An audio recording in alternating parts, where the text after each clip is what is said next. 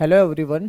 प्यारे बच्चों, आज की इस वीडियो में हम डिस्कस करने वाले हैं क्लास 10th का पॉलिटिकल साइंस। ठीक है, इसमें हम जो चैप्टर फर्स्ट है सत्ता की साझेदारी, इसको विस्तार से समझेंगे और बिल्कुल अच्छे तरीके से एक एक लाइन टू लाइन आपको समझाने वाला हूँ, बिल्कुल डिटेल में समझाऊंगा। और इसके जो इंपॉर्टेंट टॉपिक बनते हैं वो आपको बताऊंगा, इंपॉर्टेंट क्वेश्चन जो बनते हैं कहाँ से पूछा जाता है पेपर में वो भी आपको चैप्टर में साथ के साथ बताऊंगा। तो आपको ये वीडियो बहुत ध्यान से देखनी है। ये जो चैप्टर आप देख रहे वाले हो या देख रहे हो, इसकी पीडीएफ जो है आपको हमारे टेलीग्राम ग्रुप में मिल जाएगी। क्लास 10th ईएसपी, ये हमारा टेलीग्राम पे ग्रुप है। आपको टेलीग्राम पे जाके क्लास 10 ईएसपी सर्च करना है। ठीक है, स्पेस नहीं डालना, सीधा जैसा लिखा है ऐसे ही लिख दोगे तो आपको टेलीग्राम पे ग्रुप मिल जाएगा। उसको जाके आपको ज्वाइन कर लेना है और आप उसमें जाके पीडीएफ को डाउनलोड कर सकते हैं। इसके अलावा आपको चैप्टर के इंपॉर्टेंट क्वेश्चन, एमसीक्यूज जो भी आपको चाहिए सब कुछ फ्री में अवेलेबल है। आपको हमारी वेबसाइट पे विजिट करना है, गूगल पे जाके आपको सर्च करना है eklavyastudypoint.com। ठीक है, तो इस प्रकार से हमारी वेबसाइट आपके सामने आ जाएगी। अगर आप eklavyastudypoint.com सर्च करोगे, फिर जैसे आप क्लास 10th में हो तो आपको क्लास 10th पे क्लिक कर देना है। जैसे ही आप क्लास 10th पे क्लिक करोगे तो यहाँ पे आ जाएगा क्लास 10th। ठीक है, और उसके सब्जेक्ट आ जाएंगे। अब मान लो आपको पॉलिटिकल साइंस के नोट्स पढ़ने हैं तो आप पॉलिटिकल साइंस पे क्लिक करोगे। ठीक है, तो यहाँ पे 10th पॉलिटिकल साइंस आ जाएगा। फिर उसके बाद आपको चैप्टर वाइज नोट्स मिल जाएंगे, एमसीक्यू मिल जाएंगे, इंपॉर्टेंट क्वेश्चन वगैरह, ये सारी चीज़ें वेबसाइट के अंदर मिल जाएगी। अगर कोई चीज़ नहीं मिलती है तो समझ लेना वो अभी हमने डाली नहीं है, लेकिन हम जल्दी ही सारी चीज़ों को डाल देंगे तो आपको सब कुछ फ्री में अवेलेबल हो जाएगा। तो ये आपके लिए इंपॉर्टेंट अपडेट थी, इसको ध्यान में रखिए। मेरा नाम सत्येंद्र प्रताप है। अगर आपको कुछ भी डाउट हो तो आप मुझे मैसेज कर सकते हैं सीधा इंस्टाग्राम पे, एकलव्य स्टडी पॉइंट ये मेरा यूज़र नेम है। अब चलिए स्टार्ट करते हैं वीडियो को, चैप्टर को समझते हैं। इस लेक्चर में देखो आपको दो देशों के बारे में बताया गया है, एक बेल्जियम और एक है श्रीलंका। और इन देशों में किस प्रकार की समस्याएं थी ये हम जानेंगे। बेल्जियम ने उन समस्याओं को सुलझाने का कौन सा तरीका अपनाया और श्रीलंका ने उन समस्याओं को सुलझाने के लिए कौन सा तरीका अपनाया, ये हमको इस चैप्टर में पढ़ना है। और इन दोनों को हम कंपेयर भी करेंगे भारत के हरियाणा राज्य से। ठीक है, क्यों कंपेयर कर रहे हैं ये आपको आगे अच्छे से समझ में आ जाएगा। तो यहाँ पे हमको मेनली क्या है, दो देशों के बारे में पढ़ना है, बेल्जियम, दूसरा है श्रीलंका, और उसको कंपेयर, थोड़ा सा कंपेयर कर लेंगे हम भारत के हरियाणा से। इसके बाद हम आगे समझते हैं। सबसे पहले ना हमको मैप में पता होना चाहिए कि मैप में ये देश कहाँ पर है। ठीक है, तो देखिए आप यूरोप महाद्वीप में अगर आते हो तो यूरोप महाद्वीप में आप देखोगे यहाँ पर आपको बेल्जियम नामक एक देश दिखेगा। ठीक है, और बेल्जियम के पड़ोसी देश यानी कि इसकी जो सीमा लगती है वो जर्मनी से लगती है। ठीक है, फ्रांस से लगती है, और यहाँ पे लग्जमबर्ग भी है, लग्जमबर्ग से लगती है, नीदरलैंड वगैरह ये जो देश हैं इनके आसपास इसके पड़ोसी देश हैं। ठीक है, अब यहाँ पे ये तो हो गया हमारा बेल्जियम। बेल्जियम के बाद दूसरा देश है वो है श्रीलंका। श्रीलंका पड़ता है एशिया में, और एशिया में भी कहाँ पे, दक्षिण एशिया में आता है श्रीलंका। और हरियाणा कहाँ है, भारत में है। ठीक है, तो ये तीनों हमने मैप में देख लिए। वर्ल्ड मैप में आपको पता होना चाहिए कि कौन सा देश कहाँ पर है। अब बेल्जियम को समझेंगे अच्छे तरीके से, बिल्कुल एक एक पॉइंट आपको समझना है, कहीं से भी आपके क्वेश्चन बन जाते हैं पेपर में। देखिए बेल्जियम जो है यूरोप महाद्वीप का एक देश है। ठीक है, यूरोप महाद्वीप क्या है, महाद्वीप क्या होता है आप जानते हैं कि महाद्वीप जमीन का वो बड़ा टुकड़ा होता है जो कि चारों ओर से समुद्र से घिरा होता है। ठीक है, महासागरों से, और उसमें कई सारे देश होते हैं, उसको महाद्वीप कहते हैं। तो ऐसे यूरोप जो है एक महाद्वीप है। ठीक है, यूरोप महाद्वीप जो है इसमें एक बेल्जियम नाम का देश है, और बेल्जियम की राजधानी जो है वो है ब्रुसेल्स। तो ये बेसिक चीज़ें आपको याद रखनी है। अगर हम बेल्जियम का मैप देखें तो कुछ इस प्रकार से बेल्जियम का मैप हमारे सामने है। अब देखो बेल्जियम में 3 समुदाय रहते हैं। ठीक है, बेल्जियम में कितने समुदाय रहते हैं, 3 समुदाय। एक समुदाय ऐसा है जो डच भाषा बोलता है, दूसरा समुदाय जो है वो फ्रेंच भाषा बोलता है। ठीक है, और तीसरा समुदाय जो है वो जर्मन भाषा बोलता है। तो ये आपको पता होना चाहिए, इसे भी आप ध्यान से देखिए। 3 समुदाय रहते हैं, एक डच बोलता है, एक फ्रेंच बोलता है, एक जर्मन बोलता है, यानी ये बोलते हैं। आप इसको कैसे समझते हैं, देखिए मैप में अगर आप देखोगे ये जो येलो वाला पार्ट है, जितना भी आप येलो में देख रहे हैं, ठीक है, ये इस क्षेत्र को कहा जाता है फ्लेमिश। ठीक है, इस क्षेत्र को क्या कहते हैं, फ्लेमिश। ये फ्लेमिश क्षेत्र है, और यहाँ पे जो लोग रहते हैं, फ्लेमिश क्षेत्र में जो लोग रहते हैं वो डच भाषा बोलते हैं। ठीक है, फ्लेमिश क्षेत्र में जो लोग रहते हैं वो कौन सी भाषा बोलते हैं, डच भाषा बोलते हैं। इसके बाद जो रेड में आप देख रहे हो, ये रेड है पूरा एरिया। रेड में जो आ जाते हैं इस क्षेत्र को हम बोलते हैं वेलोन। ठीक है, वेलोन में जो लोग रहते हैं वो कौन सी भाषा बोलते हैं, वेलोन में जो लोग रहते हैं वो फ्रेंच भाषा बोलते हैं।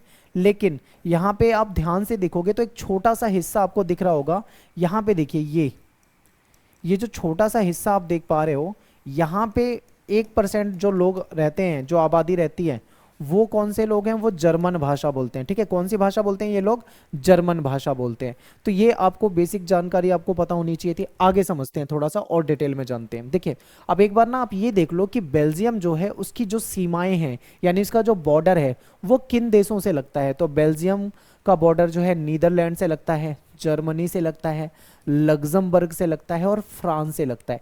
तो ये इसके पड़ोसी देश हैं जिनकी सीमाएं इससे लगती है। क्लियर है? आगे चलते हैं। अब थोड़ा सा और समझते हैं डिटेल में बेल्जियम के बारे में। देखिए, बेल्जियम में 3 समुदाय रहते हैं।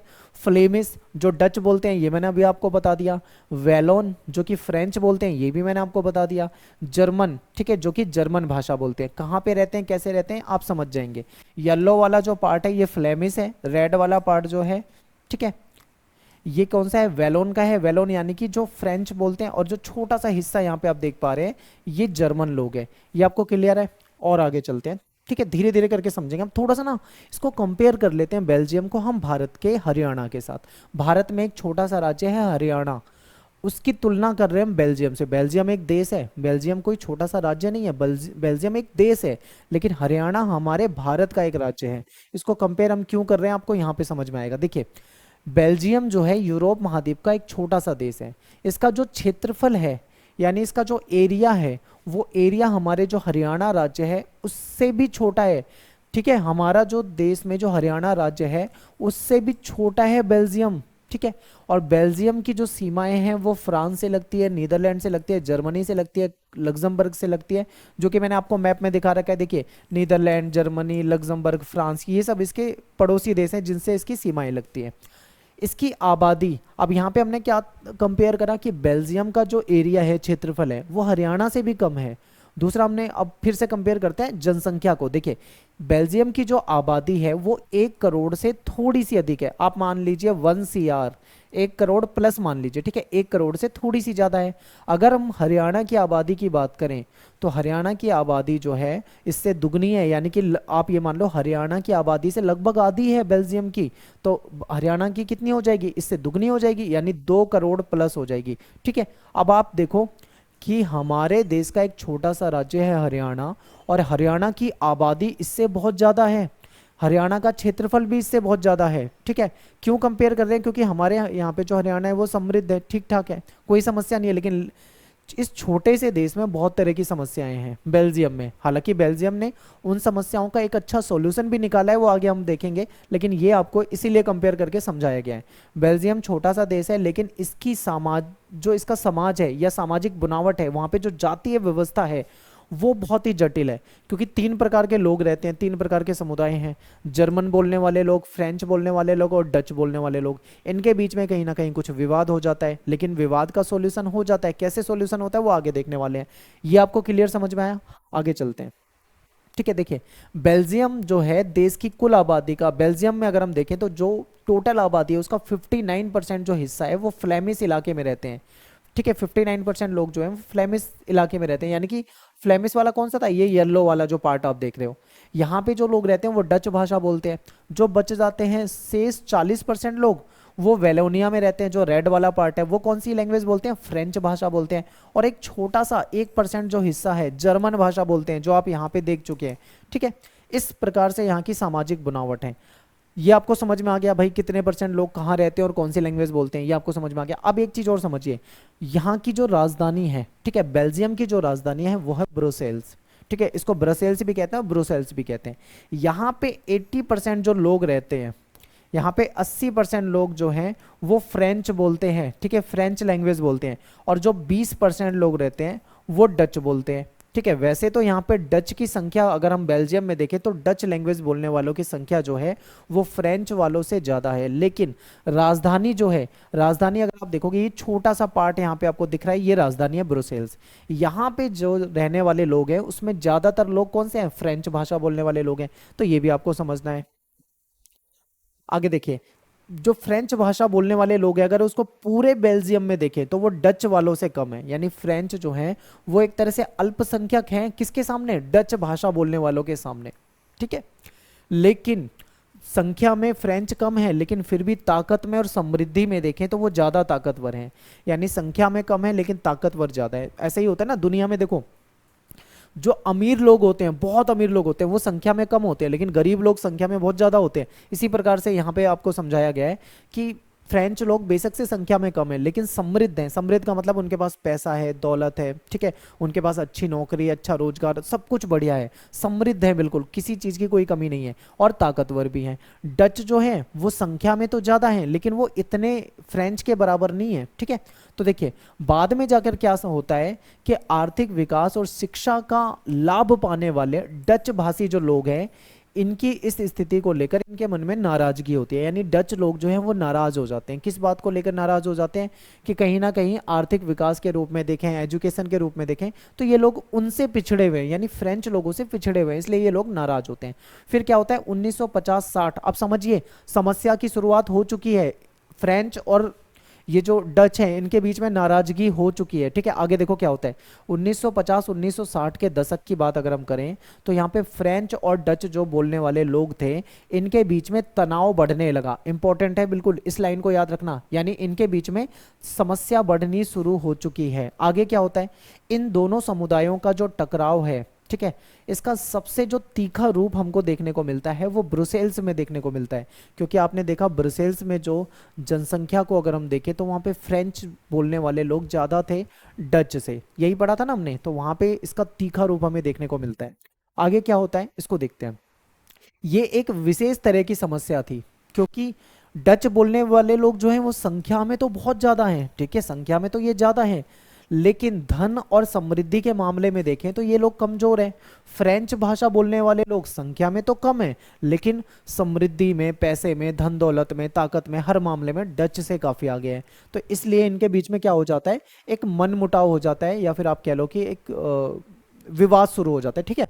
तो यहाँ पे हमारा बेल्जियम का टॉपिक हो जाता है खत्म, ठीक है। पूरी तरीके से खत्म नहीं हुआ, आगे समझेंगे। यानी हमने बेल्जियम को समझा, बेल्जियम में किस प्रकार के लोग रहते हैं वो समझा, बेल्जियम में क्या समस्याएं हैं ये समझा, ठीक है, हमने ये चीजें समझ ली है। अब बात करेंगे हम श्रीलंका की। श्रीलंका देखिए भारत, अगर दक्षिण भारत में देखें तो दक्षिण भारत में जो नीचे ये जो आपको एक द्वीप टाइप का देश दिखता है ये श्रीलंका है, ठीक है। ये आपको हर तरफ से पानी से घिरा हुआ दिख रहा है, इसको इसीलिए इसको द्वीपीय देश कहा जाता है। देखिए श्रीलंका का मैप आप ध्यान से देख लो, एक बार आपने देखा ही होगा पर एक बार और ध्यान से देखो फिर आपको बताता हूँ। देखिए क्या था, श्रीलंका जो है एक द्वीपीय देश है। द्वीपीय देश का मतलब क्या है, ये एक आइलैंड टाइप का देश है, यानी कि पानी के बीच में ये पड़ता है।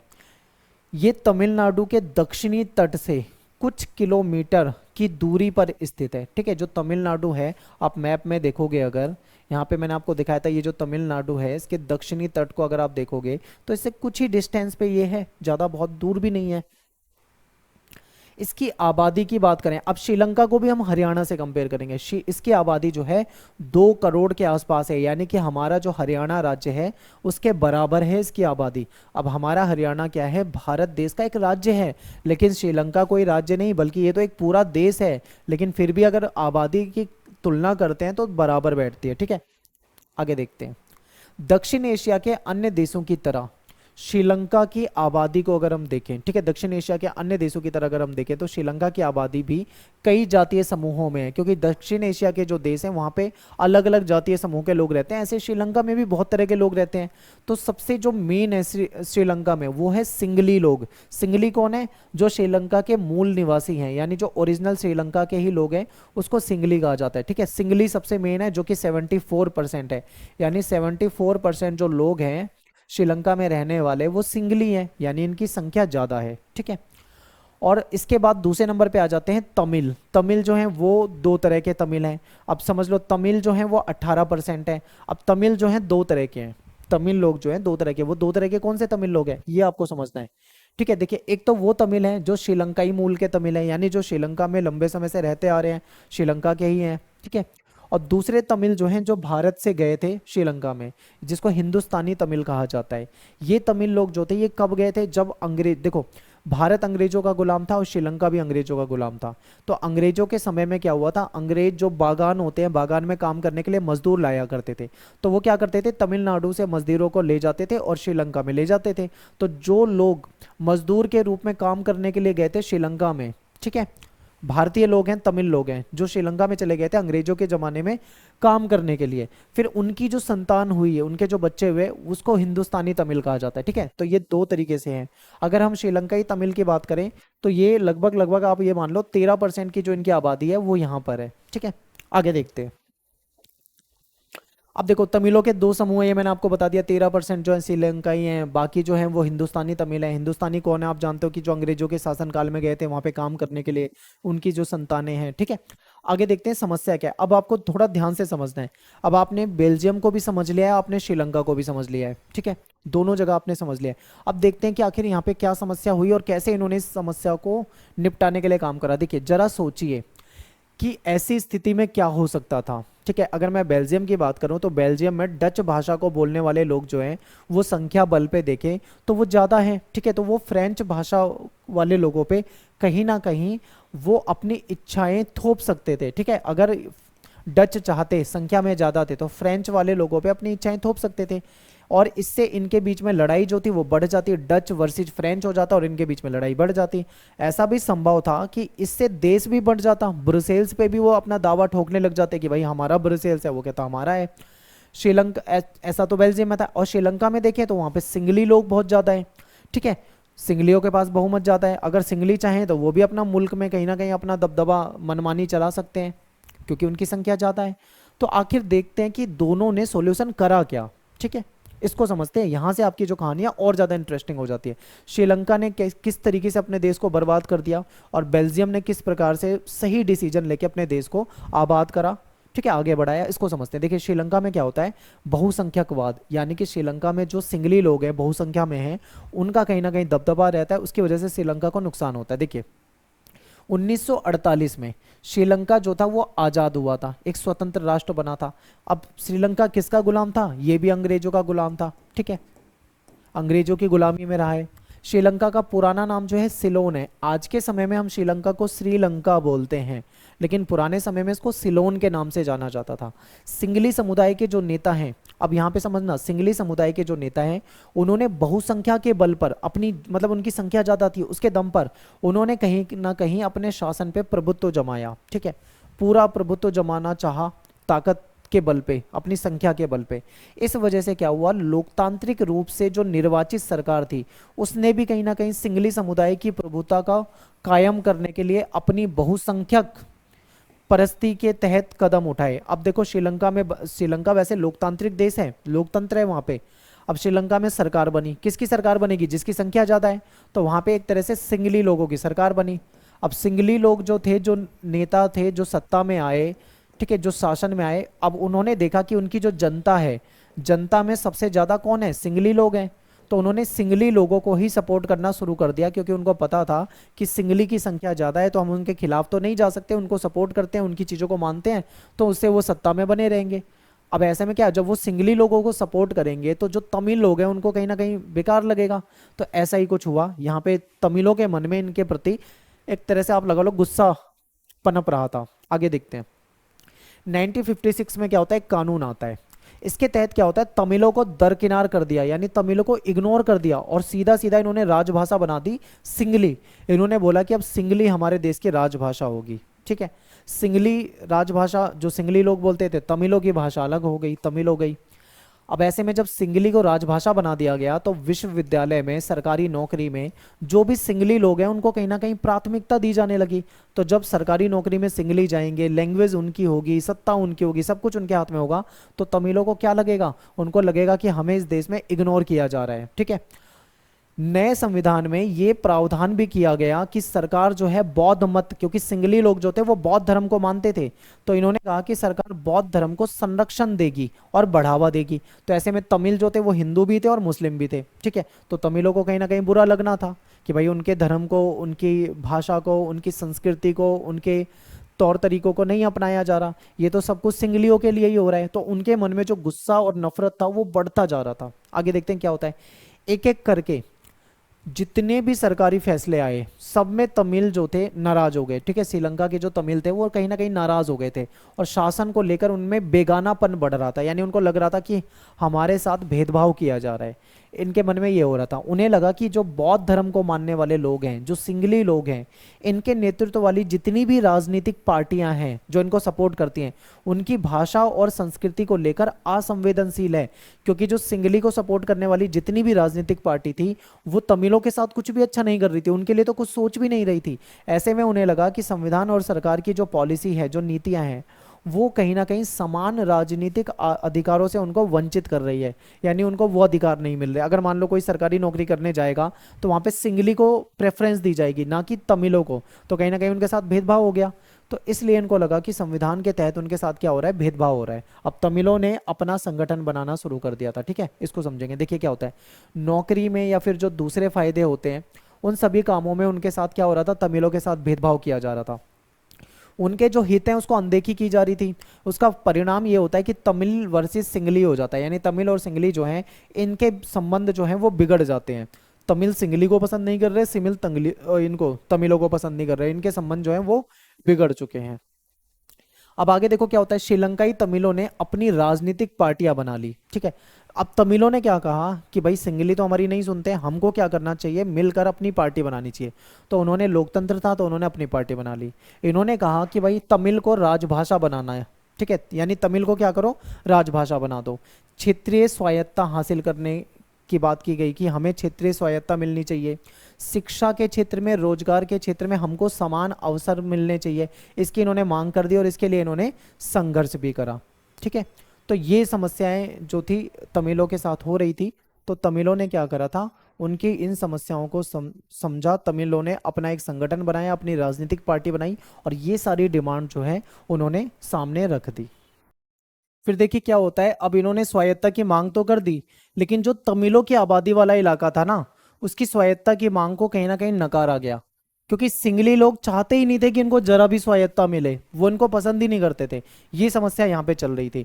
फिर 1980 के दशक में क्या होता है, जो उत्तर पूर्वी श्रीलंका होता है, ठीक है, जो नॉर्थ ईस्ट श्रीलंका होता है, यहाँ पे जो स्वतंत्र तमिल ईलम एक संगठन बना दिया जाता है। ठीक है, और इन्होंने सरकार बनाने की एक मांग को लेकर अनेक राजनीतिक संगठन बना लिए। ठीक है, कई सारे राजनीतिक संगठन बने और इनका उद्देश्य क्या था, तमिलों के लिए अलग सरकार बनाने की। श्रीलंका के दो समुदाय जो थे वो एक दूसरे के प्रति, उनके मन में अविश्वास था, वो एक दूसरे को नहीं पसंद करते थे, नहीं समझते थे। इसकी वजह से क्या हुआ, इनके बीच में टकराव का रूप हो चुका था, यानी इसने टकराव का रूप ले लिया और बाद में ये टकराव इतना ज्यादा बढ़ गया कि यहाँ पे गृह युद्ध हो गया। अब गृह युद्ध होता है तो क्या होता है समझते हो, देश के अंदर एक दूसरे को मारा काटा जाता है। अब गृह युद्ध हुआ तो उसका परिणाम ऐसा होता है कि दोनों पक्षों में हो गई लड़ाई, लड़ाई झगड़े, दंगे, आग लगाना, फसाद, ये सब हो गया और हजारों लोग मारे गए। ठीक है, अब हजारों लोगों में, ठीक है, तमिल लोग भी थे और सिंगली लोग भी थे, यानी कि दोनों तरफ के लोग मारे गए। बहुत सारे परिवार जो थे वो अपने देश को छोड़कर भाग गए, शरणार्थी बन गए और इससे कई गुना ज्यादा लोगों की तो रोजी रोटी चली गई, क्योंकि अब उनका काम धंधा चौपट हो चुका था। यहाँ का जो गृह युद्ध था उस, ठीक है, इस गृह युद्ध से सामाजिक, सांस्कृतिक और आर्थिक जीवन जो था उसमें लोगों को बहुत ज़्यादा परेशानियां देखनी पड़ी और 2009 में जाके ये गृह युद्ध जो था वो इसका खात्मा हुआ था, इसका अंत हुआ था। तो श्रीलंका ने क्या तरीका अपनाया, उसकी वजह से गृह युद्ध हो गया, देश में तबाही मच गई, ये सब हुआ। ठीक है, अब दूसरी तरफ है बेल्जियम। बेल्जियम को भूल गए होंगे आप, बेल्जियम को भी याद रखो। बेल्जियम ने ऐसा नहीं करा श्रीलंका की तरह, बेल्जियम समझदार था, बेल्जियम ने समझदारी दिखाई। तो बेल्जियम ने क्या समझदारी दिखाई, ये भी पॉइंट इंपॉर्टेंट है।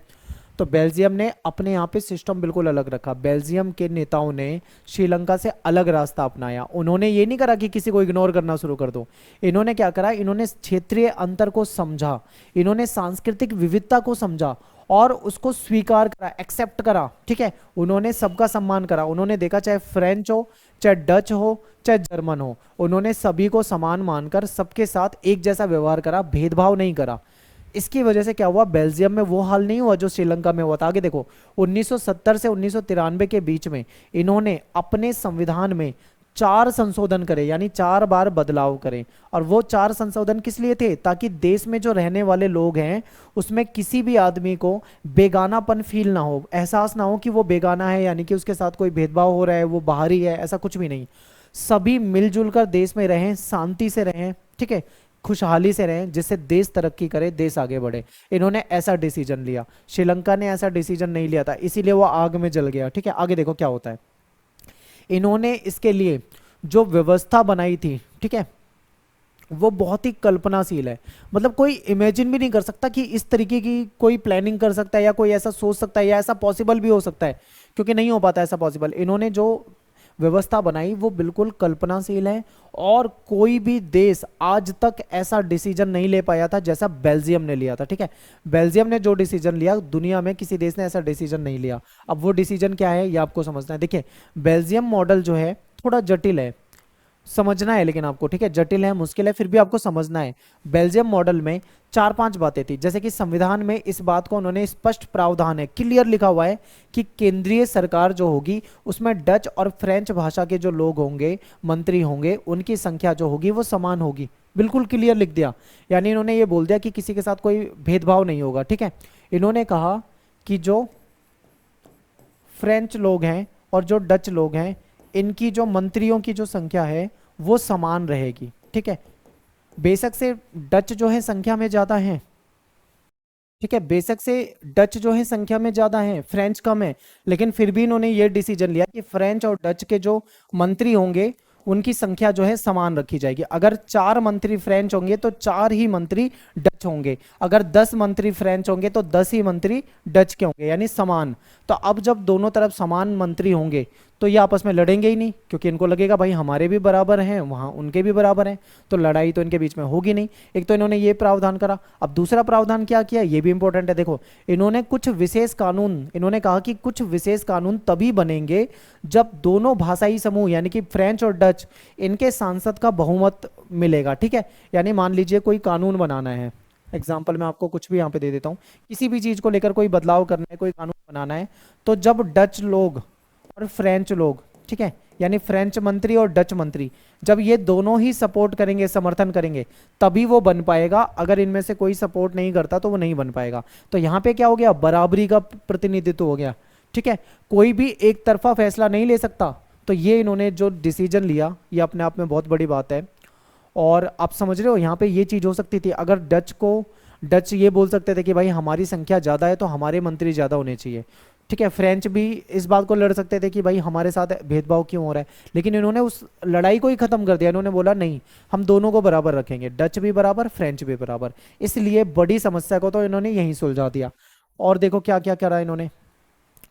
फिर क्या है कि केंद्र सरकार की जो ज्यादातर शक्तियां थी वो महत्वपूर्ण है, क्योंकि देश में के 2 इलाकों की जो क्षेत्रीय सरकार जो थी उनको इन्होंने मजबूत बना दिया, यानी कि इतना ताकतवर बना दिया कि केंद्र सरकार से अलग ही मान लो इनको।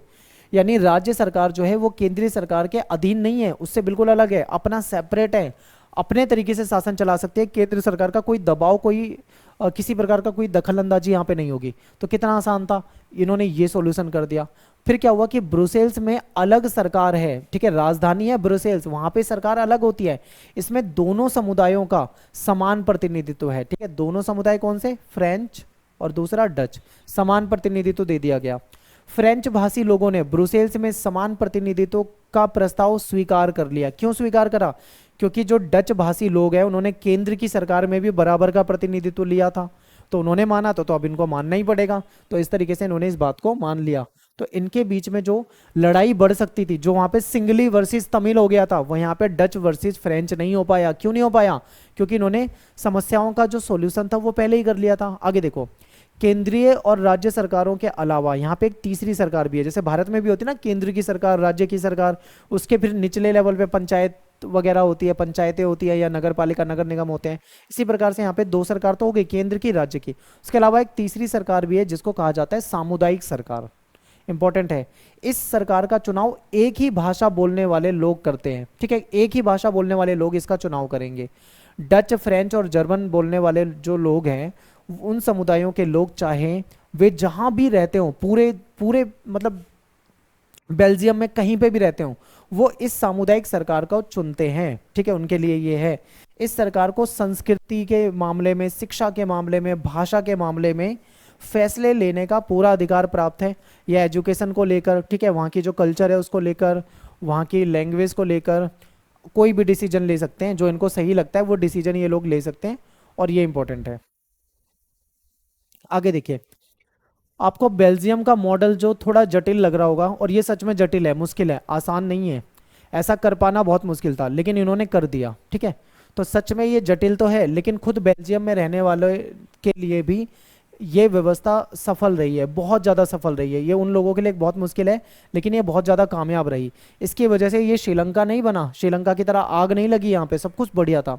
इस मुल्क में गृह युद्ध की आशंका जो थी, शुरू में लग रहा था कि भाई फ्रेंच और डच के बीच में लड़ाई हो सकती है, उस पर विराम लगा दिया इन्होंने जो डिसीजन लिए। गृह युद्ध की स्थिति में बेल्जियम भाषा के आधार पर दो टुकड़ों में बट गया होता। अगर ये भी कोई गलत डिसीजन लेते ना श्रीलंका की तरह, तो ये भी बढ़ जाते, डच अलग हो जाते और फ्रेंच अलग हो जाते, इनके बीच में लड़ाई चलती रहती, आग लगती रहती, ये सब होता। लेकिन इन्होंने जो डिसीजन लिया उसकी वजह से ऐसा कुछ नहीं हुआ, ठीक है। जब यूरोपीय देशों ने मिलकर यूरोपीय संघ नामक संगठन बनाने का फैसला करा था, तो उन्होंने ये डिसाइड करा कि ब्रुसेल्स जो है उसको उसका हेडक्वार्टर बना देंगे, क्योंकि ब्रुसेल्स जो है यूरोप में अगर देखें तो बेल्जियम एक शांत देश है, सब कुछ ठीक था, यहाँ पे कोई ज़्यादा समस्या नहीं थी, इसलिए उन्होंने ब्रुसेल्स को चुना, क्योंकि ये बेहतरीन जगह उनके लिए हो सकती थी, ठीक है। आसान है बिल्कुल। आगे चलते हैं। अब यहाँ पे हमने क्या देखा, हमने दो देशों को देखा, बेल्जियम और श्रीलंका। हमने ये समझा कि बेल्जियम में फ्रेंच लोग रहते हैं, जर्मन लोग रहते हैं और डच लोग रहते हैं, इनके बीच में समस्या हो सकती थी, लेकिन वहाँ की सरकारों ने जो एक अच्छा डिसीजन लिया, ठीक है, बेल्जियम के सरकारों ने जो गुड डिसीजन आप कह सकते हो, बेटर डिसीजन लिया, उसकी वजह से बेल्जियम जो है कहीं ना कहीं शांत रहा, समृद्ध हुआ, सब कुछ बढ़िया हुआ। तो अपोजिट दूसरी तरफ देखोगे श्रीलंका को, तो श्रीलंका में क्या होता है, ठीक है, श्रीलंका में आप देखते हो तो श्रीलंका में तमिल लोग और सिंगली लोग रहते हैं, उनके बीच में विवाद था। अगर श्रीलंका चाहता तो वो भी एक अच्छा डिसीजन ले सकता था, जो तमिल लोग थे उनको सत्ता में साझेदारी दे सकता था, जिसकी वजह से क्या होता, उनके बीच में ये गृह युद्ध जैसी समस्या नहीं होती। लेकिन उन्होंने क्या करा, उन्होंने वैसा फैसला नहीं करा, उसकी वजह से श्रीलंका में क्या हुआ, गृह युद्ध हुआ, हजारों लोग मारे गए दोनों तरफ के, ठीक है। केवल तमिल नहीं मारे गए, सिंगली भी मारे गए, तमिल भी मारे गए, देश में आग लगी, अर्थव्यवस्था डूबी, कहीं ना कहीं नुकसान उठाना पड़ा, ठीक है, ये सब हुआ। तो यहाँ पे हमने इन दोनों चीज़ों को अच्छे से समझा है, उम्मीद करता हूँ आपको अच्छे से समझ में आया होगा। आगे के टॉपिक को देखने चलते हैं। अब देखो, बेल्जियम और श्रीलंका ने इन कथाओं, जो बेल्जियम और श्रीलंका की जो स्टोरी है, इससे हमको क्या शिक्षा मिलती है, तो ये क्लियर है, आप आराम से बता दोगे कि दोनों ही देश जो है लोकतांत्रिक है, फिर भी सत्ता में साझेदारी यानी पावर शेयरिंग के सवाल को लेकर इन्होंने अलग अलग तरीके अपनाए थे, ठीक है। श्रीलंका ने अलग तरीका अपनाया, उसने तमिलों को इग्नोर करा, तो दूसरी तरफ जो बेल्जियम था उसने ऐसा नहीं करा, बेल्जियम ने सबको समान अवसर दिए। तो बेल्जियम के नेताओं को लगा कि विभिन्न समुदाय और क्षेत्रों की भावनाओं का आदर करना चाहिए, उससे देश में एकता बढ़ेगी, और इस एहसास के चलते दोनों पक्ष जो थे सत्ता में साझेदारी के लिए सहमत हो गए बेल्जियम के अंदर। श्रीलंका में तो उसका अपोजिट हो गया, उल्टा हो गया। यहाँ पे जो रास्ता उन्होंने अपनाया उससे तो आपको क्लियर पता चलता है कि ये जो है बहुसंख्यक समुदाय जो हैं कहीं ना कहीं, ठीक है, एक दूसरे पे प्रभुत्व जमाना चाह रहे थे, वो चाहते ही नहीं थे कि सत्ता में बिल्कुल भी हिस्सेदारी तमिलों को मिलना चाहिए, वो तमिलों को बिल्कुल पसंद नहीं करते थे। इसकी वजह से क्या होता है कि देश में की जो एकता है वो संकट में पड़ गई, ठीक है। तो अगर मान लो किसी भी बहुसंख्यक समुदाय के द्वारा कहीं पर अगर कहीं पे इस तरीके का बर्ताव होगा दूसरों के साथ, तो ऐसा होगा ही होगा कि वहां पे गृह युद्ध की समस्या बन सकती है, ये होता ही है। तो दोनों ने कैसे कैसे डिसीजन लिए ये आपको यहाँ पे समझ में आए। अब एक क्वेश्चन आपके मन में आएगा कि क्या सत्ता की साझेदारी जो है वो जरूरी है, सत्ता में साझेदारी होनी चाहिए या नहीं होनी चाहिए। तो उसको लेकर दो तर्क दिए जाते हैं, ठीक है, दो लॉजिक दिए जाते हैं कि सत्ता में साझेदारी होनी चाहिए या नहीं होनी चाहिए। तो दोनों तर्क जो है वो ये कहते हैं कि सत्ता में साझेदारी होनी चाहिए, ठीक है। देखते हैं। पहला तर्क ये कहता है कि सत्ता का बंटवारा जो है वो बिल्कुल ठीक है, क्योंकि इससे जो विभिन्न सामाजिक समूह होते हैं आपस में नहीं टकराएंगे, ठीक है, उनका टकराने का जो अंदेशा है वो कम हो जाता है।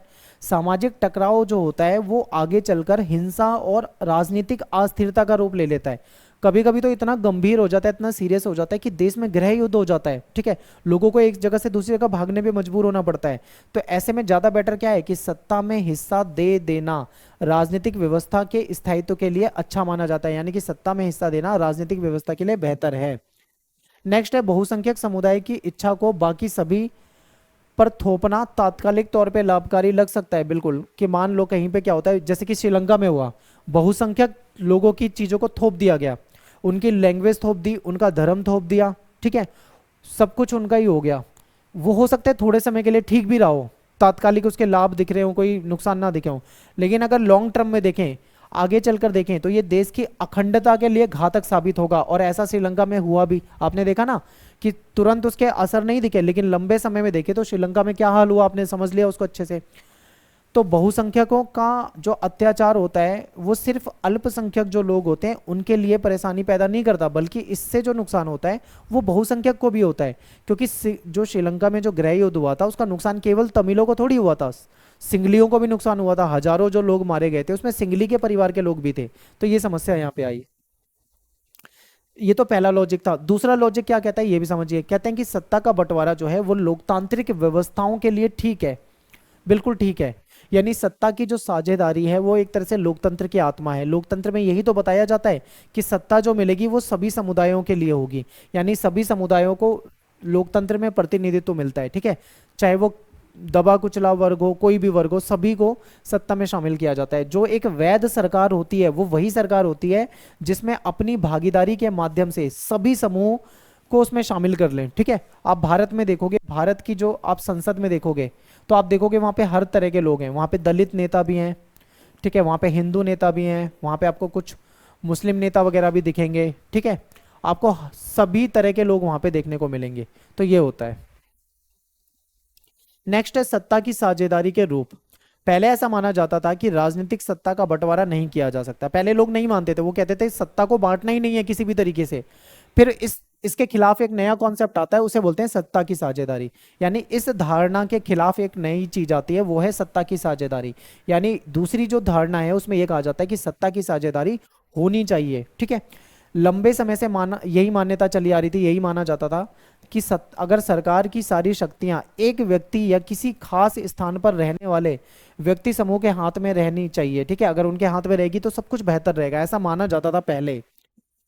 अगर ये कहते थे कि अगर फैसला लेने में शक्ति बिखर गई, मान लो शक्ति जो है, पावर जो है, सत्ता जो है बहुत सारे लोगों के हाथ में चली गई, तो तुरंत फैसला ले पाना मुश्किल हो जाएगा, ठीक है, संभव नहीं हो पाएगा। लेकिन लोकतंत्र का अगर हम बुनियादी सिद्धांत देखें तो उसका मतलब ही यही होता है कि जनता ही सारी राजनीतिक शक्ति का स्रोत है। एग्जाम्पल समझाता हूँ, जैसे भारत में लोकतंत्र है तो हमारे यहाँ पे जो सरकार होती है उसको कौन बनाती है, जनता बनाती है। मान लीजिए जनता ने किसी सरकार को बना के भेजा 5 साल के लिए, 5 साल के बाद दोबारा चुनाव होंगे, अगर जनता को लगेगा कि वही सरकार दोबारा आनी चाहिए, उन्होंने अच्छा काम करा है, तो वो दोबारा उसको वोट देकर जिता सकती है। अगर जनता को लगता है कि वो सही नहीं है तो उसको वोट नहीं देगी, तो उसको गिरा भी सकती है। यानी कि जो असली शक्ति का स्रोत है वो कौन है यहाँ पे, जनता है। तो यही लोकतंत्र में होता है, ठीक है, इंपॉर्टेंट है। आगे देखते हैं, एक अच्छे लोकतांत्रिक शासन में समाज के जो अलग अलग समूह होते हैं उनके विचारों को उचित सम्मान मिलना चाहिए, ठीक है, हर जो समुदाय है सबको सम्मान मिलना चाहिए, सभी को बराबर का दर्जा होना चाहिए। सार्वजनिक जो नीतियां हैं, जो पॉलिसी बनाई जाती है उसको तय करने में सभी की बातें शामिल होनी चाहिए। जैसे कि हमारा संविधान भी बना था हमारे देश का, तो उसमें सबको शामिल किया गया था, ठीक है, यही बातें आपको यहाँ बताई जा रही है। इसलिए उसी लोकतांत्रिक शासन को अच्छा माना जाता है जिसमें ज्यादा से ज्यादा नागरिकों को राजनीतिक सत्ता में हिस्सेदारी मिलती है। यानी कि समाज में रहने वाले सभी समुदायों को अगर राजनीति में हिस्सा मिल रहा है तो उसको बेहतर लोकतांत्रिक व्यवस्था माना जाएगा, ठीक है। नेक्स्ट है हमारा कि आधुनिक लोकतांत्रिक व्यवस्थाओं में सत्ता की साझेदारी। आज के समय में अगर हम लोकतांत्रिक व्यवस्था देखें तो आज के समय में सत्ता की साझेदारी कैसे होती है, मैं एग्जांपल यहाँ पे जो दे रखा है वो भारत से रिलेट हो जाएगा। देखिए, शासन के अलग अलग अंग होते हैं, जैसे हमारी सरकार है उसके अलग अलग अंग है। एग्जाम्पल के लिए विधायिका है, कार्यपालिका है, न्यायपालिका है, ये क्या है, सरकार के अंग है। इनके बीच में सत्ता का बंटवारा होता है, इन सबको पावर होती है। इसमें हम इस प्रकार का जो सत्ता का बंटवारा होता है इसको हम क्षैतिज वितरण कहते हैं, ठीक है। क्योंकि इसमें क्या होता है, सरकार के जो अंग होते हैं वो एक ही स्तर पर एक ही समय पर अपनी अपनी शक्तियों का इस्तेमाल करते हैं। और ऐसे में एक और चीज होती है, हमारे यहाँ पे कार्यपालिका, न्यायपालिका, विधायिका है जो हमारे सरकार के अंग है, तीनों काम करते हैं सरकार के लिए, ठीक है। लेकिन अगर कोई एक अंग, मान लीजिए कोई एक अंग सत्ता का दुरुपयोग करे, ठीक है, यानी उसका गलत इस्तेमाल करने की कोशिश करे, तो जो दूसरा अंग होता है वो उस पर अंकुश रखता है। एग्जाम्पल, मान लो कार्यपालिका कुछ गलत करे तो विधायिका उस पर कंट्रोल करती है, विधायिका गलत करे तो न्यायपालिका उस पर कंट्रोल करती है, ठीक है, कहीं ना कहीं एक संतुलन बना रहता है। तो ऐसा भारत में होता है। तो ऐसे ही ज्यादातर लोकतंत्र जो देश होते हैं उनमें होता है। तो इसमें क्या होता है, विभिन्न संस्थाओं के बीच में सत्ता का संतुलन बना रहता है, ठीक है। कार्यपालिका सत्ता का उपयोग करती है लेकिन संसद के अधीन कार्य करेगी। तो एक तरह से क्या है, इनके बीच में बैलेंस बना रहेगा।